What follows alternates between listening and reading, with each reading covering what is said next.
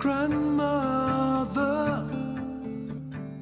Welcome. This is Beyond the Here and Now. I'm your host, Antonia, and this is the show that will take you a moment to wrap your heads around new thought, new thinking, new ideologies than you've been taught to think and to believe about yourself, your world, and your place in it. Today's topic, we're going to be talking about elder financial abuse. And I just want to go into a little detail or background for you so you understand why this is such an important process right now. You see, 2/3 of the United States population and the population of North America is becoming retired and classed as elderly. And in that retirement process, through the financial issues that we've had in the past for a few decades, going back and forth to mild recessions or greater recessions, we've had a few businesses come across that are supposedly to benefit our loved ones, our mothers, our fathers, our grandparents, financially through these so-called crises. Now, what ends up happening is you have to understand, if we really look at corporate structure, many of them are for the benevolence or the benefit of the people, but we have to be realistic. We have to understand it's a profit-driven market. So anything that comes across to the public, you have to be very, extremely discerning, especially when it comes to the term of reverse mortgage. Now, this is important, and you see how strongly I stress that, because unfortunately I've had to deal with an issue with my mother passing and dealing with her choice of a reverse mortgage. Now, I recall my mother's husband had died in 1994, and she was on her own with her own, the Social Security, and that was fine. And her house was paid for. She'd been pleased as punch to pay her mortgage off. And lo and behold, her husband had died a couple of years by then, I believe. And sure enough, she was approached, actually, by a company. I won't give the company's name at the moment, but we may later. What ends up happening is, because they change their names often, she was approached and given all the platitudes of how good this would be for her. She could pay off all her credit cards, not have to worry about her monthly payments, and have a little bit to enjoy herself and what she wanted to do. Well, she thought, credit cards pay off. She only had a couple. And what ends up happening is, it was kind of interesting. She just borrowed a small amount of money. I believe the amount she borrowed at first was about $10,000. Just to pay off those little credit cards. And I thought, oh, that's fine. If we do all the work, don't worry, we'll take care of all the paperwork, we'll make sure. And at that time, they had done the protocols on what her house value is worth and all the equity that they could give her, the $10,000, but they had their fees. And she said, of course, don't worry about the fees. They told her they would be taken out on the back end. Oh, so she thought, this is a good thing. I'll pay off those little credit cards. Wouldn't have that 24% on credit card bills and all that kind of debt, monthly worrying. So she did so, and she's brilliant. My mother wasn't, like I said, innocent to what goes out there in the world. She'd had her own businesses before. So that was fine, and she paid off her bills and felt very comfortable. And then a couple of years later, house prices inflated, hers as well, and she lived in Arizona, Phoenix area. And sure enough, another platitude on the phone or knock on the door or however they got to her. And they said, your house is worth this much. In fact, you could borrow more and not worry about the first one. And so she said, I do need another car and I don't like those monthly payments. So let me go ahead and just pay cash for a car. So I'll borrow $25,000 this time. I'll pay cash for the car, and then I'll have some extra money to, travel a little or to spend or put as a cushion. So approximately $35,000 total. And so she loved that she didn't have to pay the monthly payments.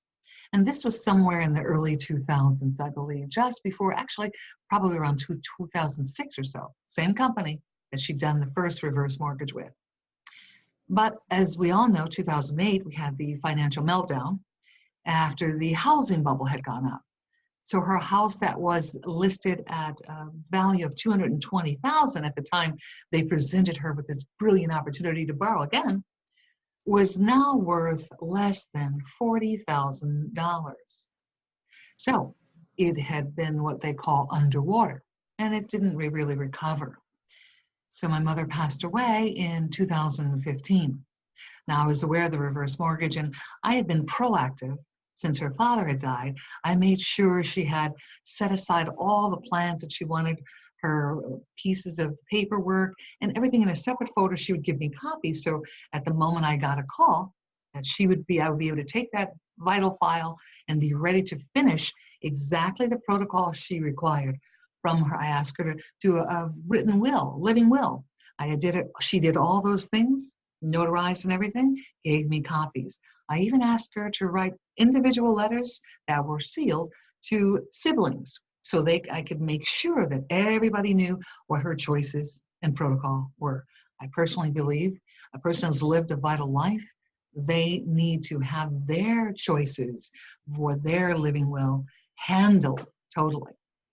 Well, that was all fine, and I did to the letter what my mom asked. However, I had no idea once I flew from the area I was living down to clear her home and house what I was in for. The unfortunate thing, or the unfortunate quality, was when I got there, I had all the records of the reverse mortgage, and it was the gentleman. She passed in her home, which is not uncommon. And even though I had called and called and called, it wasn't found. And in the heat of Arizona, there was a problem with her not being located for some time. And this is reality we're going to discuss, because the smell of decomposition was enhanced or exacerbated by the hot weather in Phoenix. She loved heat. She never turned on the air. So everything permeated through all the entire belongings and the walls, floors, ceilings of the home, with that scent that happens naturally in some of these instances. And again, we have to face real life. Remember, all of us have parents or grandparents that literally will be passing on. This is part of the quality of life, birth and death of a loved one. Now, all that was fine for me as I got in, like I said, to handle this with the paperwork. One of the gentlemen to help offered to, maybe the insurance company has information. And usually they have it there, and I had our insurance files, called the contact the insurance company within a week. They were there, approved the problem with all the damage that had to be redone. And I knew on the reverse mortgage that it stated that the family had a year left. Please, I hope we're not disturbed by the notification sounds. We all have them on our computers these days. But it's important to remember that all these things were in order. I had a huge file of all her paperwork ready. So the interesting thing was the company came out, the insurance company was gracious, and he warned me. He said, you do know that these reverse mortgage companies, they change their names every couple of weeks. He said, so I have to make the check not only to you as her executor, I have to make the check to the reverse mortgage company as well. They have to sign off and before the repairs. Now, the reverse mortgage states that the family has a year. They can stay in it, whatever they want to do before it's sold or taken back by the reverse mortgage company or returned to. And I thought my mom was clear before she had passed on that she thought even with the accrued interest that she probably only owed $50,000 on the 25 or 35 that she had borrowed.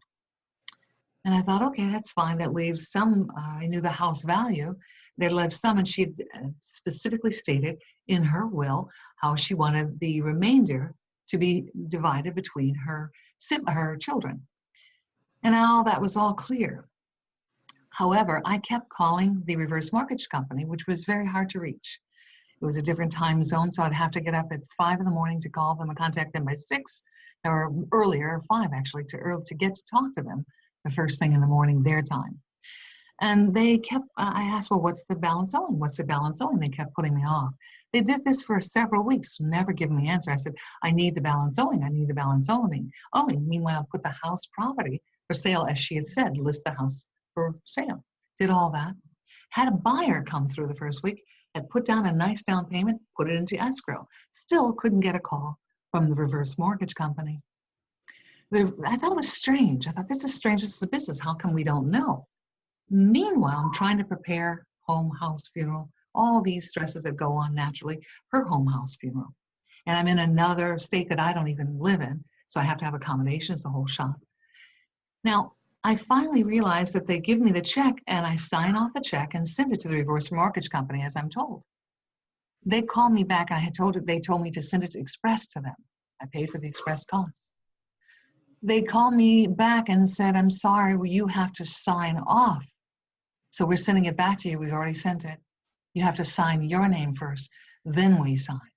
I thought, what? That sounds strange. I felt uncomfortable. They said, sorry, this is our protocol. So sure enough, unfortunately, I did so. Lo and behold, they kept that check. That was to repair all the extreme damage that was left in the property. The insurance company could do nothing about it. They said, there's something, I'm sorry, there's nothing we can do. Once the check is written, there's nothing we could do. These companies change and have their own protocols. We're very sorry. I then contacted and finally got the cost of the house that was owed back to them. Instead of the $50,000, which is an extreme interest rate in itself on the original $25,000, they stated my mother owed $180,000 back to them, which was now much more than the house was worth. It was now only worth $110,000 on the current market. So you can either pay that off, $180,000 back to the reverse mortgage company, as the the people that are left behind, families that are left behind, or you give it back to them, because you certainly can't sell it for them. That's all they would tell me. But to get to the information for the value, I had to carve through a protocol of calling them every day, finally getting an email that had a link that I had to go to another link to carve out to another link with a special code number to even arrive at the amount that they were due. All this was to dissuade the family. All this is to make it harder. And this was now several weeks after. Lo and behold, with 180, I had to quit the escrow on the person that wanted to buy the property already, as is, after it was repaired, okay?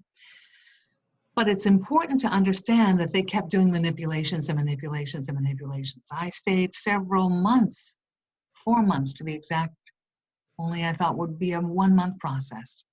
In that time frame, I lost my personal business, I lost my place of living, I lost everything to make sure that I maintained what her wishes were and made them stick to their original protocols, which I knew something was wrong.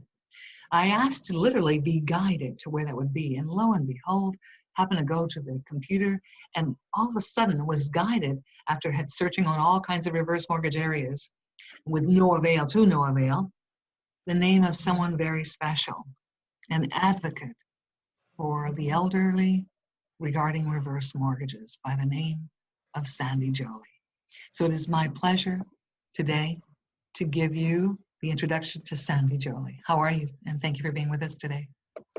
Thank you, Antonia. It's really good to see you and to finally meet you in person. Yes. Sandy, those days were kind of dark at that time because I'd never seen a company so callous or so cold than the time of a loved one's passing. When I spoke to you, you were beautifully calm. Actually, I wrote you, I found you on Facebook, wrote you a message and figured that's going to take weeks. And you kindly responded to me very quickly. And I thank you for that. But you were the saving grace in this entire matter. And hopefully with people listening to how we did this or how you do this, they will understand they too don't have to go through the duress that I was put through. I hope so. Would you like me to explain what the problem was and how Please. You got to the place you got to? That would be fine. Thank you. So first of all, people hear those commercials on television with all the benefits. What they don't hear and what they don't know is the one thing that they absolutely must know before they get a reverse mortgage. And that very simply is this right for me and my circumstances? So 99% of the people who get a reverse mortgage have no idea if it's going to benefit or harm them when they get it. And so how should they determine that? Yes. So I'll divide this into a couple of sections here. So the first thing they need to do is, first of all, the younger you are, the less viable an option this really is for you, because the amount of equity you can access is based on your age, your the interest rate, and the current market value of your property. Those three form an algorithm. So you don't get the full amount of equity in your property, you get a portion. And if you're very young, you get a very small portion. And if you're also very young, you may be living another 30 years. That's And right. so that money has to be planned into a budget to provide financial stability for you for that amount of time. So what people need to do is do a long-term budget, and with their income, their assets, their expenses, and the reverse mortgage funds that they'll be able to get, and see, does this provide me financial security?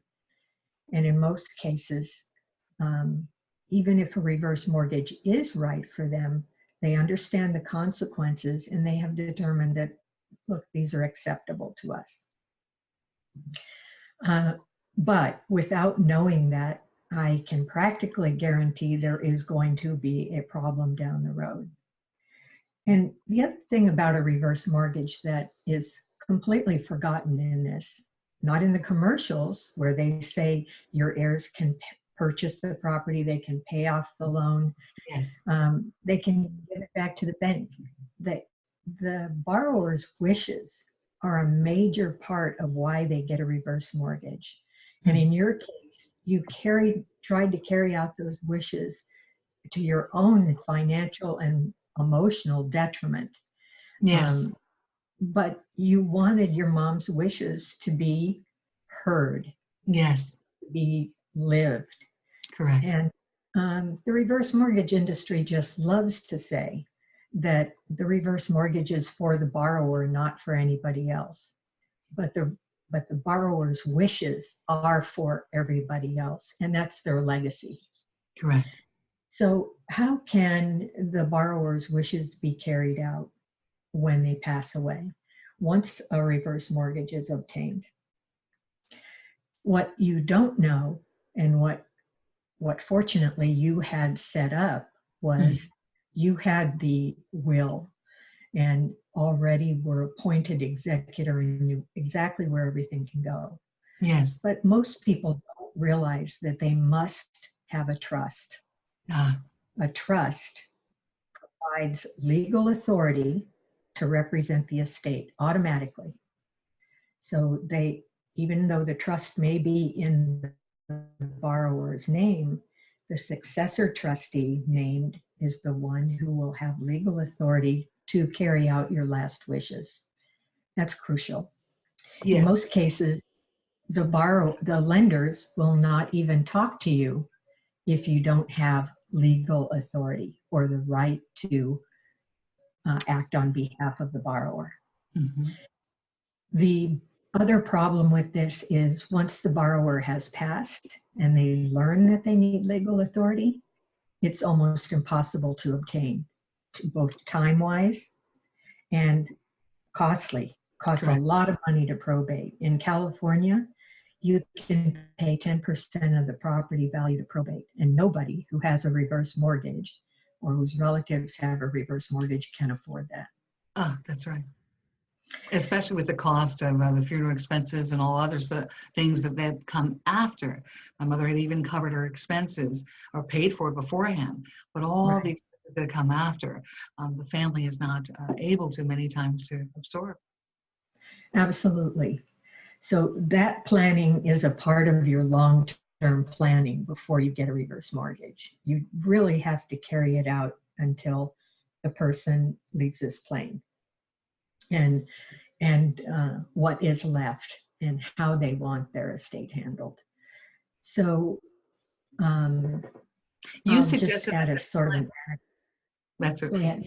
Sandy, you said my mother had even had two wills. She had one that was typed up by an attorney waiting for my signature. That was a previous will, and then a later will that was done in longhand on legal paper that was notarized. And you said it was a living will instead of a living trust. And that big difference made the biggest difference in part of the headaches. Absolutely. A will is a problem because of probate needed, because there's no ability to verify with the person who's created the will. But a trust is an absolute right to have legal authority and carry out the wishes. So in addition to a trust, the other things that can be done are to get the heir's name, or if there's a spouse who's not a borrower, to put their name on title to the property. That also will give a legal right. Those are the only two things that give a legal right. But the trust, in my opinion, is the must have. You must have it. And there are many places you can get a trust that are relatively inexpensive. You don't need to spend $5,000 on an estate attorney to do a simple trust. And if people go to my website, there's a link for creating a trust that you can do yourself online that will protect you in the case of a reverse mortgage. Please give the name of your website. My website name is, excuse the name, I did it when I was really mad. Elder Financial Terrorism, and I'll spell it ElderFinancialTerrorism.com. Yes. And there are pages on there for every, absolutely every step of the reverse mortgage, from getting a reverse mortgage, having one, having it serviced, having the borrower pass away, and foreclosure. And it's really a self-help website. And I created that because I can't help everybody. Yes. And I want them to be able to help themselves if they can. And a lot of people have benefited from that. It was interesting because people don't realize it didn't for me, and I'm sure for many other cases you've handled. What ends up happening was I couldn't believe, even in she had asked that her things be sorted a certain way and then the rest sold or given to charity. And I couldn't believe the stalking from the reverse mortgage that was from another state out in the East, let alone here I am in Arizona. They would have, what did you call them, the names they come in? They come by appraisal. Drive-by appraisal. So you said their purpose is? The purpose of the drive-by appraisal, the companies state, it's to protect the property and make sure it's not vandalized or vacant. But when somebody is living there and taking care of the property, it's just a way to profit. So normally drive-by appraisals were to happen once a month when the property was in pre-foreclosure or foreclosure. Mm-hmm. That's a way of tacking on more foreclosure related fees. So, but in many cases, I can't even say how many, but a lot of cases, not only do they do one drive-by appraisal, but they would do 2, 3, or 4 drive-by appraisals and be charged for those. And they hammer hard, not hard, on the door if you're inside, but it's hard. And that was interesting because it's to intimidate or to frighten or scare. Yes, they'd say to see if anybody's home, but that's not the case. They could see a car in the driveway, so they know there's probably someone there. The odd one was when we held a yard sale, and one came in because we had seen him a couple of days before drive past. Then he came in, and I said, you can look at everything is out here outside or in these 2 rooms, not the other rooms. He went and knocked on the final back room where I was with another person at the time and opened the door. It was one of the bedrooms. He said, so I said, I told you this is off limits, even though I'd had that set. And then I mentioned it, and you had mentioned, because he gets paid more if he goes in. So that's true. And they do not have a legal right to enter the property. So that was absolutely intimidation. Yes. That's why it's called a drive-by appraisal. They're to remain outside the property that costs $20, generally speaking, across the board, and they are not permitted to enter the property. So people are intimidated into granting them Yes, access to the property, and once you've granted them access, that's what happens. that's More correct. intimidation. And this was all within weeks of one another. These at least four, it probably was more, but four of their drive-by, so to speak, banging on the door and then coming in. That was ridiculous. So on top of that, meanwhile, I still kept talking every morning at 5 a.m. to the reverse mortgage company to find out what was necessary, what was the protocol, and kept getting either pushed aside, not listened to, not answered, no responses back. This went on until finally when I was guided to you. And you gave me a beautiful way at the time. I have to thank your information at the time and the gentleman who's no longer in that position due to the changes in our governments since the last election. And I can't believe when I first got to this gentleman, he, at the right time, at the right moment, in the right way, he said, well, they did do their assessment, did they? I said, no, they did not. They did do this, didn't they? I said, no, they did not. He said, in the name of it is, he even knew my address, the company, the whole shot. He says, I'm going to give them a call. The minute he said that, the next couple hours, I got a call from the owner of the reverse mortgage company while he was on the golf course from another state. We'll do anything for you. Okay.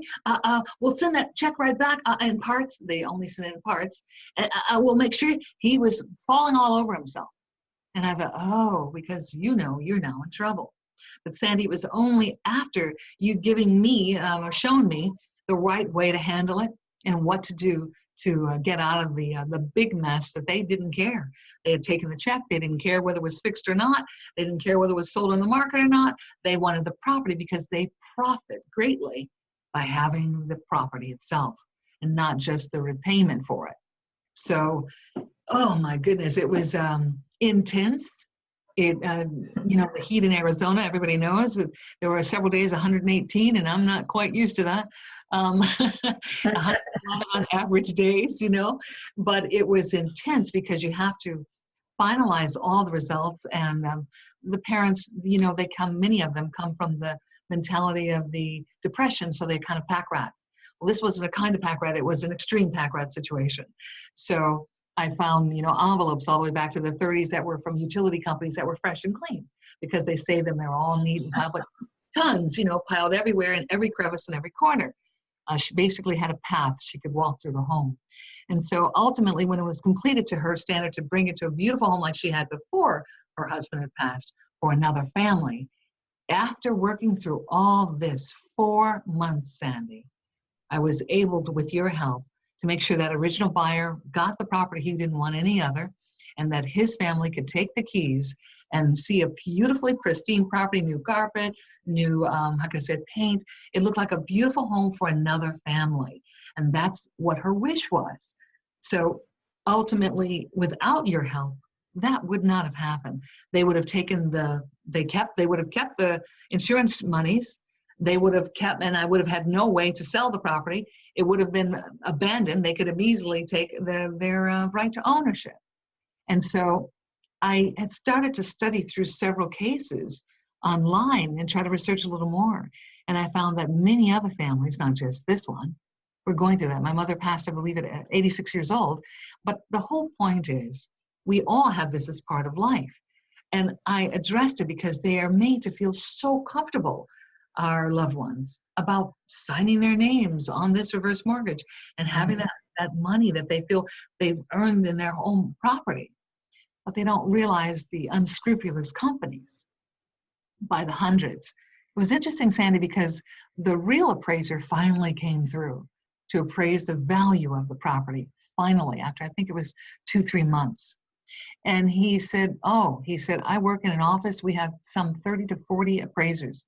He said, we put in just for reverse mortgages and at least this many every week, let alone every month, of reverse mortgages. The houses go back to the reverse mortgage. I couldn't believe, because the area of Phoenix is a high retirement community. So it's a normal quality and process how homes are stolen, basically, instead of the legacy that they think they're leaving for their loved ones is usurped and stolen by the unscrupulous, profit-driven reverse mortgage companies. So, like you said, the ads are misleading. They're all beautiful. Absolutely. I'm very disappointed in those ads. They just do not give the picture. So that brings up two critical points for me. Please. One is when I say 99% don't know if it's going to benefit or harden them, and the reason they don't know that is because they don't know the critical terms that affect them. All they know, and all the reverse mortgage person can tell them, and all the HUD certified counselor can tell them, is how a reverse mortgage works. They cannot say, wow, this is really a bad idea for you. Or, wow, this is really a good idea for you because it's going to secure your retirement in this way. It is illegal for them to give any financial or legal advice. And that's absolutely essential to this program. So once somebody, they've gotten a reverse mortgage, and now they're being serviced.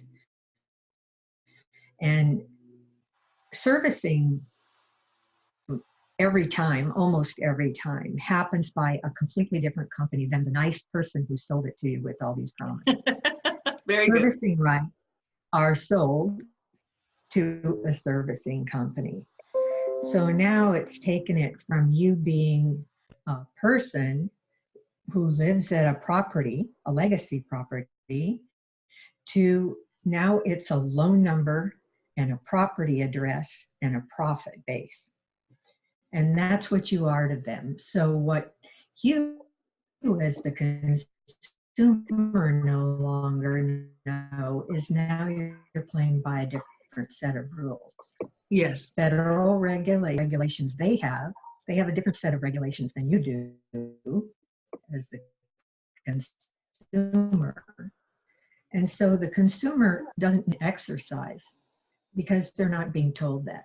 As you said in the beginning, you get a letter from them and they say condolences for your loss. The next 5 pages say you owe this money, and if you don't pay it within 30 days, we're going to foreclose. So how is that helpful to somebody trying to pay off a loan? Or keep the family property, a legacy property in the family, which is what a lot of people want to do. So even if you have a reverse mortgage, right now, you need to find out what the critical terms are that impact you and your financial situation, and whether it's good to continue having this reverse mortgage, or what the consequences are and are they acceptable to you. But you need to know that. My problem is that they're still not aware of the malicious issues that are being met by many of those companies. When the insurance guy warned, he said, you know, those companies change their names every couple of weeks because they're going against the laws. And so my problem is that people think that, oh, well, mine is good. Oh, no, I have a good one. And I remember you mentioned a list of the worst companies, but of course they changed their names. And I remember a couple of friends of my mom, they said, oh, we have so-and-so, one company, and they're brilliant. We got a good one. We checked with somebody and they're a good one. And I said, I'm sorry, but my advisor says, my advocate says, they are one of the worst. So I'm letting you know now, perhaps you should rethink, do we live in trust, whatever was necessary. And I wanted to let them know so they wouldn't have the same hassle because they were also elderly. And so it was a shame that what I found was most of the reverse mortgage companies, perhaps not all, maybe 1%, I would suggest a very low percentage is not malicious. Like you said, when you're a number and a loan number and a profit-driven market.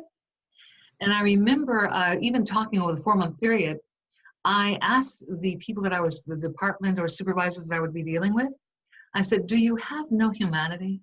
Do you have no heart? Are you doing this job just for a paycheck? And I would question what their motive was. 2, no longer work at the company. They ended working at the company because I would always say, pardon me, don't take this personally. And I know you're doing your job. Do you have a heart? Do you have humanity?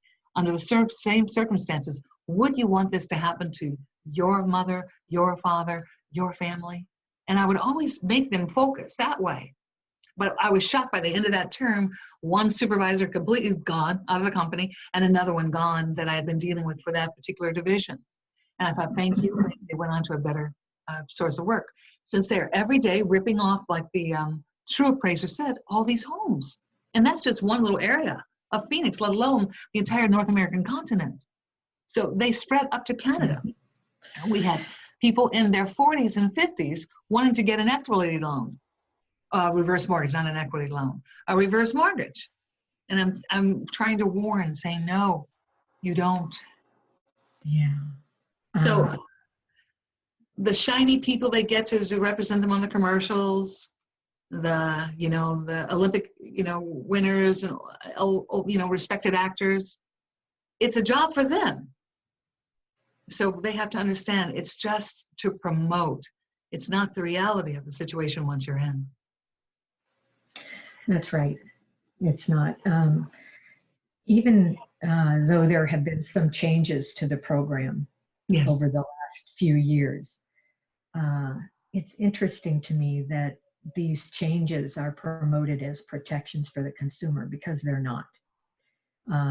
Even the federal government has stated that the changes are taking place to protect the mortgage insurance fund, the FHA insurance fund, and which is another issue.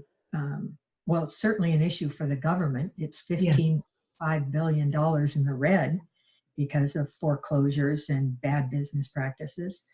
But the mortgage insurance premium that a borrower is going to pay, they pay a hefty premium up front. Yes. Rolled into the loan, and then they pay a monthly premium. And that doesn't protect them in any way, shape, or form. It only protects the lender and ensures that they get 100% of their investment. And that's why they want to go to foreclosure, because they add on foreclosure-related fees and they submit an FHA insurance claim. Say they sold your mom's house for $100,000 at foreclosure, and she owed $200,000 on it. They would submit a claim for the difference, $100,000. Let's say they said she owes, based on their fees, $200,000. Right. But she only borrowed $25,000. Yes. Right. So they would collect that extra $100,000 plus all sorts of fees and costs associated with foreclosure, third-party fees. It could be thousands and thousands of dollars more. So that is the way that they profit more, and it's easier. And I'm not saying they're all. This comes from the executives in a company, the top executives. These kinds of policies. Correct.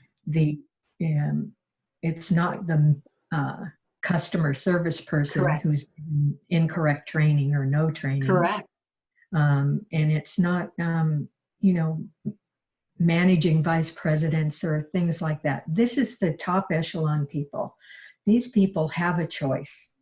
And the choice they have is to run their company for the benefit of the people this program was sold to, the consumer and their families, or for their profit. And the worst of the worst have done it for their profit and have profited.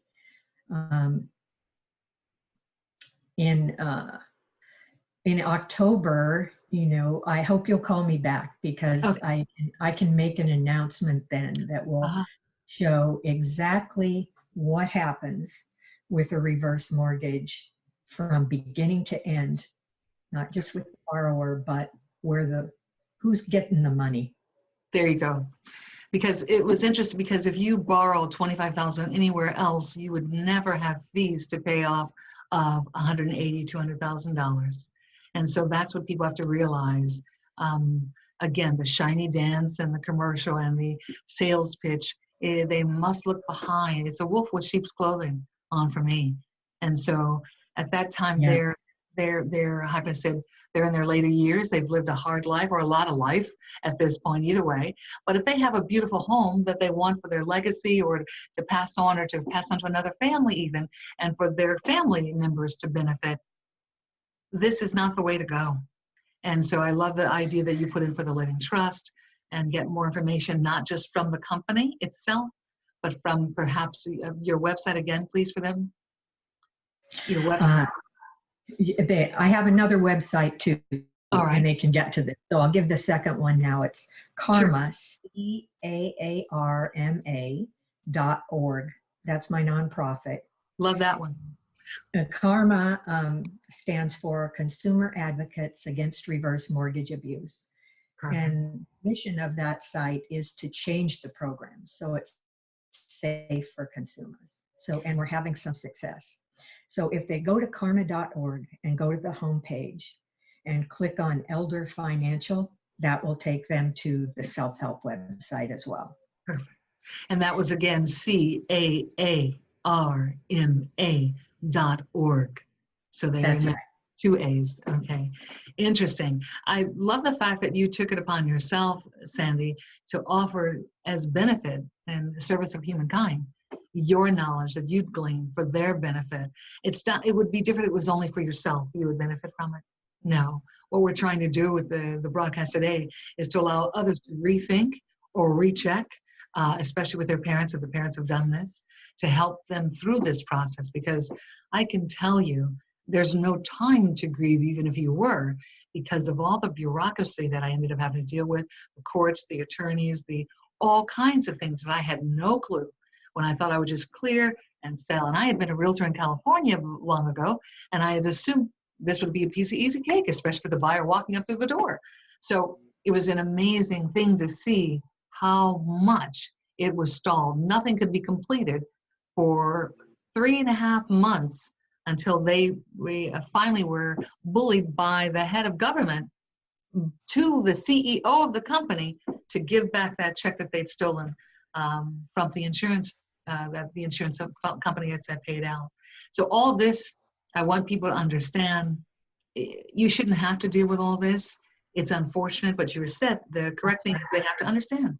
The CEOs are profit driven. That's the whole point of them being appointed as CEO. They have a choice of either looking out for their consumers or for the company. And so unfortunately, that choice. So I remember when I talked to those girls, I would say, don't take it personally. To the supervisor or the department head, don't take this personally, but don't you think you'd rather deal with a company that had integrity? And so at that time you had a list, and of course I'm sure their names have changed. I've seen several changes all this time. They're still operating out there, and now I see them move into North America, Canada as well. They're expanding, and everybody thinks it's fresh and new, and this is what you should do. And I'm thinking, oh my God, here they go again. So I want to thank you for offering that advocacy to them. Is there anything else you think that they should know before we finish this portion and go on to the next? I'll just use your case as an example. Every case is a tiny bit different, but the same. Yes. In your case, your mom was duped into getting 2 reverse mortgages. So what they assured her that, don't worry, it's not costing you anything. Well, the first one cost her $20,000 to $25,000 in fees to get it, plus what she borrowed. And then the second one cost her an additional $20,000 to $25,000 in fees, which was completely unnecessary. Never should you ever get 2 or 3 reverse mortgages, ever. So when that happened, the thing with, we have to realize that a reverse mortgage is increasing debt as we age. A forward mortgage is we're decreasing our debt and increasing our equity. So a reverse mortgage is the exact opposite. So now you're increasing your debt and you're adding on $25,000, $50,000, and it's compounded interest going up. So that's how you get to that big giant number that's shocking you at the end. Yes. All those fees and costs that you didn't have to worry about well, guess what? They have to be paid back. Yes. And their fees are not small. So they're added on monthly or however that company will tend to do it. But she assumed just for her small amount of 25,000 or whatever it was, that 50,000 was all that they were going to get back. And I thought that would include all their fees and everything. I thought when I finally got to open the secret passcode message of what was due them, I was in shock. I thought, you've got to be kidding me. And at that time, like I said, the houses were still underwater and under the market level. So if it wasn't for your astute knowledge and you're doing the research and going through the trenches for the rest of us or for myself, it wouldn't have come out very well. And so for the family that's living there, they love it. They worked very hard to get their home in this country, so I was very pleased for them. It was left beautiful as she used to have it before her husband passed. And so then I had completed what she had honored what her wishes were. But without your help, Sandy, it wouldn't have been possible. So I greatly let you know that you are greatly appreciated for the work that you've done and all the hits you've taken and all the knowledge you've gained for the benefit of all of us. To show you that thanks, I would like to offer my services as a professional psychic. And I want the audience to recognize there's a big difference between a storefront gypsy and a professional psychic. I've been psychic since childhood, and I came from an academic-based family, so literally this wasn't discussed, but I took every book and study and course and certification to make sure that I maintain an academic with a spiritual focus always underlying and underneath. So my clients have done over 50,000 readings in my career. Yes, that's a small number. I stopped counting in 2003. They're celebrities, doctors, lawyers. They stay clients for many years because of the level of accuracy. And I have a high referral rate. In my ability, I actually hear and see the person's guide / guardian angel. Used to freak me out at first, but I'm a hard and fast skeptic. I kept demanding proof years and years ago before it was trendy or even popular. But this is nice. I can study this and read. And I used to read a book a week. Now it's 5 at a time. But the point is, I want to prove. And when it began to happen, I recognized through work, through meditation, through study, through understanding and awareness spiritually, that continues to increase. That literally they are always around us 24/7 to give us information on everything in our life. But, we use 2% of our brain and we think we know everything. So ultimately, I hear and see, and so I'll ask you to do a mini reading on the air. A real reading is 1 hour long. We can't do that on the air, but ultimately, something that's important to you, a specific question, they'll tell you the answer to it, Sandy, and all about how it affects, what effects it will have. And as always, you have free will to apply the information or not. But that's my gift of giving you extension of time and knowledge today for my audience. So today, your question for me would be? My question for you is, and thank you for that, is my heart is hurting. My heart hurts a lot. And I wonder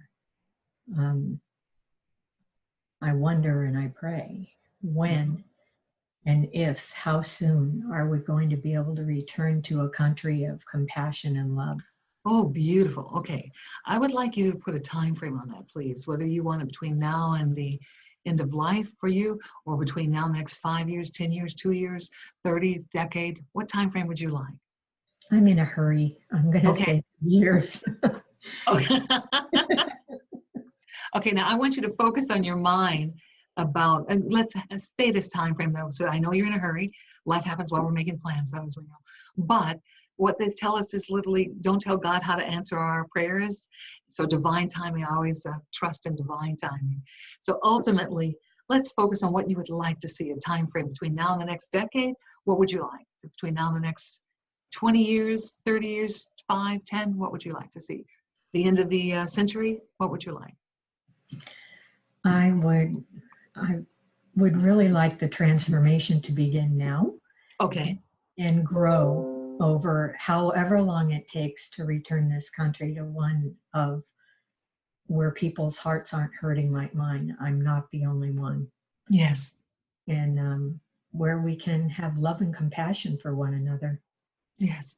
I would suggest, let's ask that between now and the next 10 to 20 years. If you would, let's, in your mind, do so, and I want you to feel what you'd like to see that world in your heart chakra, literally to think in your heart how good that would feel to you as I shuffle as a third point of confirmation as well. And I will ask you to, in your mind, non-verbally, ask it to God and the divine universe in your own way, with love and respect always.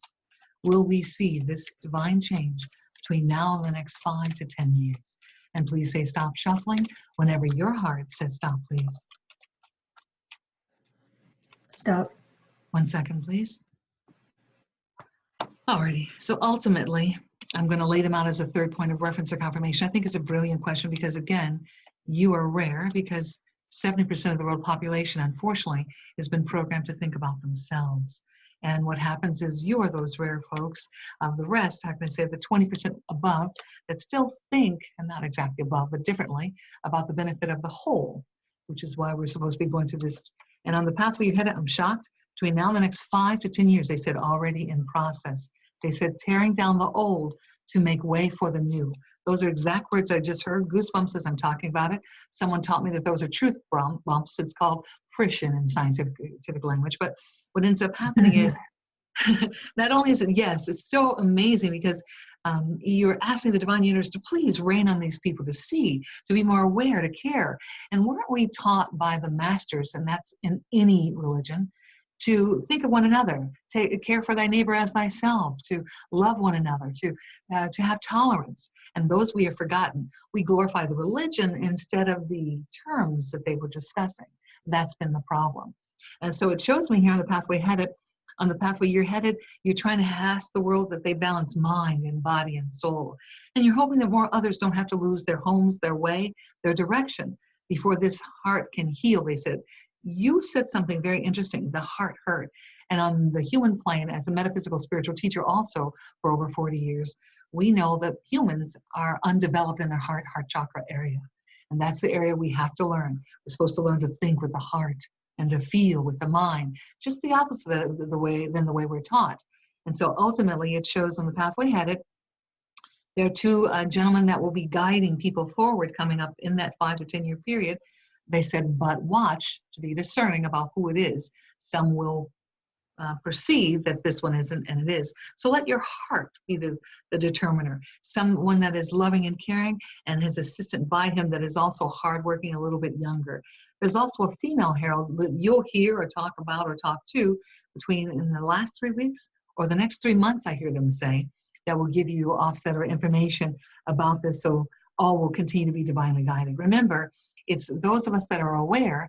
The trick is we promise to inspire, because no one really listens, inspire them to do the same. So we have this consensus on the planet. Only in this place do we still have the haves and the have-nots, or the lack of compassion. It shows me the best card in the deck is literally the universe of the world. And it's showing me it's not next week, Sandy, sorry, but it is coming. It's in process. They said it is to come. When it comes, they said it will be rapidly. And then they said on the heels, oh, that's interesting. Goosebumps again. On the heels, like a big revelry, you'll hear. But remember that it's after the old is torn down, torn away. It does show me they see you as strong, confident, or a female that has Libra strong in her birth chart, her sun or her moon or her rising, is a positive flow toward this as well. But on the pathway you're headed, you ask between now and the next 5 to 10 years. And the answer, I'm happy to say, is yes. I want to thank you for being part of the show today, Sandy. And let's see all of us do that through the changes. Rome was wonderful at once, and it wasn't. So we all have to go through cycles of life that are necessary for our greater evolution. I want to thank you today, wishing you and your family well for all you do. I will see you back in October to see how it changed. And I want to wish the audience all the best. Thank you. Thank you.